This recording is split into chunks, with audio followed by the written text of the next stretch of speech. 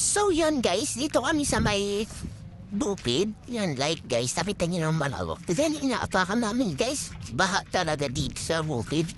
Like nagkagala-gala kami ng aking ate. Nawala ka naman bigla. Magbaha na dito. Guys, kasama namin sila nanay guys. Ayan. Wala pang bunga. No? Pero wala pa siyang bunga.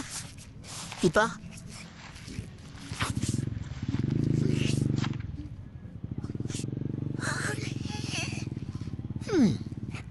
Wala pa siyang bunga. Baka may malaking ahas dito. My God.